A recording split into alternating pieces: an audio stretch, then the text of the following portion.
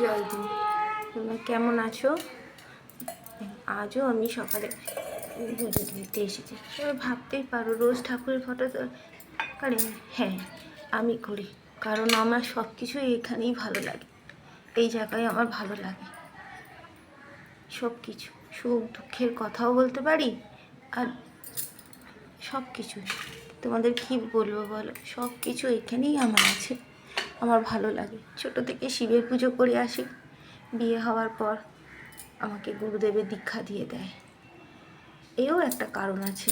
আমার শাশুড়ি মা, উনি অনুকূল ঠাকুরের খুব ভক্ত ছিলেন। সব কিছু উনি গুরুদেবের উপর ছেড়ে দিতেন। আমিও তাই করি। হ্যাঁ, বলতেই পারো ছোটো থেকে শিবের পুজো করে এসে গুরুদেবের। হ্যাঁ, নিশ্চয়ই। আমি জানি সব ঠাকুরই সমান, কখনো আলাদা নয়। সে যেই হোক, আমার মন প্রাণ সব কিছুই সব মহাদেবের কাছে আমি সব কিছু দিয়ে রেখেছি। সে যা ভালো বুঝবে সে তাই করে। আমার কপালে যতটুকু সুখ আছে ততটুকু সুখই হবে, এর থেকে বেশি তো কিছু হবে না। তবুও তাই সবার, যেহেতু আমার শাশুড়ি মা আমার হাতে তুলে দিয়ে গেছেন গুরুদেবকে যত্ন কর, তাই সব কিছুতে তার নাম নিয়েই আমি শুরু করি। গুরুদেবের নাম নিই। এই আজকে গুরুদেবের পুজো দিচ্ছি। দেখো আমার আর ঠাকুর ঘরটা খুবই ভাঙা, কষ্টের মধ্যে আছে। ঠাকুরকে জানে তুমি একটু আমার হাতে যদি পয়সা হতো, আমি ঠিক এই ঠাকুর ঘরটা সাজাতাম। কীভাবে করবো চুপতে পারি না। হ্যাঁ, বলতে পারো নিচের ঘরটা সাজে। হ্যাঁ, আমার স্বামী কোনো দিন নিজের জন্য কোনো কিছু ভাবে না। নিজের জন্য জামা কাপড় কেনা বা কিছুই না। ওনার ইচ্ছা উনি যে ঘরে উনি থাকবে সেই ঘরটা একটু সাজানো, তাই ওনার এই ইচ্ছেটুকু রেখেছি। আমারও ইচ্ছা আমিও ঠাকুর ঘরটা খুব সুন্দর করে সাজাতে চাই। জানি আমার পিছনে ছেলে বা কেউ নেই, শুধু আছে মেয়েও বিয়ে হয়ে গেছে জানি। তবুও ঠাকুর যতদিন বাঁচি গুরুদেবের আসন, স্বয়ং মহাদেবের আসন যেন একটু সুন্দর থাকে। আমি যেন এখানেই তাদের সামনেই যেন যেতে পারি। জানি না আমার ভাগ্যে কী আছে, কোথায় কী লেখা আছে, তবু আমি এইটুখানেই চাই যেন তাদের পুজো দিতে দিতেই আমি যেন যাই। এইটুকু আর কি। এই তো হচ্ছে জীবন, এর থেকে আর কি চাই। সব আছে আমার মাঝে আবার অনেক কিছুই শূন্য, সব আছে। দেখো সব আছে। আমার কত ঠাকুর, দেখো আমার এই ঠাকুর, কত পরিবার আমার। দেখেছো, মা আছে, স্বয়ং লোকনাথ বাবা আছে, মহাদেব আছে, মা লক্ষ্মী আছে। আগেই তোমাদের বলেছি, মা লক্ষ্মীর মুখে যদি কখনো আমি রাগ বা কিছু দেখি, তখন সব বিপদ নেমে আসে। অনেক সময় অনেক কিছু ঘটে, জানি না সত্যি কি মিথ্যে। আমি আগেও বলেছি, আমার হয়তো মনের ভুল হতে পারে। আমি তো আমার বিশ্বাসে আছি, তাই সব সুখ দুঃখ এদের কাছেই শেয়ার করি। আর কার কাছে যাব বলো?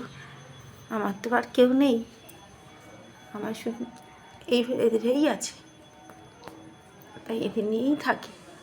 একটু একটু করে পয়সা জমাই, আবার একটু একটু করে ঘুরতে যাই। আমি ভেবেই রেখেছি, আমার যে এখন বয়স, এই বয়স অনুযায়ী ধীরে ধীরে কমজোরি হয়ে যাব, বয়স হয়ে যাবে, অনেক কিছু হবে। হাঁটতে চলতে পারবো না, চোখে দেখতে পারবো না, অনেক কিছুই হবে। কিন্তু একটু এই সুন্দর পৃথিবীটাকে একটু দেখে নিই, আর কিছু না। কিছুদিন আগে দার্জিলিং গেছিলাম, দীঘায় গেছিলাম। তারপরে এখন আমার স্বামীর ইচ্ছে সে কাশ্মীর যাবে, সে কাশ্মীরের ওই সুন্দর মুহূর্তটাকে সে দেখতে। তারপর সে পারবে কি পারবে না জানি না। এই জন্য ধীরে ধীরে একটু পয়সা জমাবে, জমিয়ে সে যাবে। বলতেই পারো না ঘুরে ঠাকুরের জায়গা ঠিক করে। হ্যাঁ, ঠিকই, কথাটা ঠিকই, সেটা করাটাই সব থেকে ভালো হবে। কিন্তু কি করব বলো, তারও ইচ্ছা রাখতে হয়।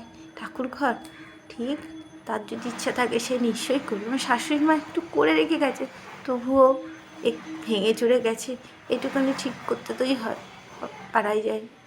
আমার শাশুড়ি মা গুরুদেবের কপালে টিপ দিয়ে গেছে, গুরু মায়ের কপালে দিয়ে গেছে, সবার কপালে একটু করে সোনার টিপ, তার যতটুকু সামর্থ্য সে দিয়ে গেছে। সে ঘিয়ের ব্যবসা করতো, ঘি বিক্রি করতো, তা দিয়ে একটু একটু করে জমিয়ে এত কিছু এই ঠাকুরের জন্য করে। তিনিও সবসময় ঠাকুরকে নিয়ে বিশ্বাস রাখতো। কিন্তু তবুও দেখো তার ভাগ্যে, দেখো করোনার সময় তার একটু, সে তো একটু জুলাম বলে একটা ওষুধ খেত, সেই ওষুধ খেতে খেতে তার শিরা শুকিয়ে গেছে, সেই আর কোনো কিছুই সেটা করবে না।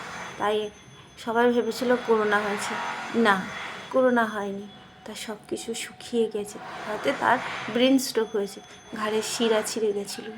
অনেক কষ্ট করে সে যাচ্ছে, কিন্তু বেঁচে থাকতে সে অনেক কষ্ট করেছে। এই জায়গাটা যে দেখছো, এই বাড়িটা যে দেখছো, আমার শ্বশুরের বাড়ি, এই ভিটার জন্য অনেক কাজ করেছে, অনেক মাটি খুঁড়েছে, অনেক কিছু, যেটুখানি আমি জানি। আমি এই বাড়িটা হতে দেখিনি কখনো, কিন্তু তবুও সে অনেক কষ্ট করেছে। কিন্তু দেখো, তবু তার নিয়তি ওইভাবেই মৃত্যু লেখা ছিল, কাউকে সে দেখতে পারেনি। এইভাবে জানি না আমারই বা কেমন মৃত্যু হবে, জানি না। আচ্ছা, আজ এটুখানি, সবাই ভালো থেকো। এবার গুরুদেবের একটু সেবা দেই।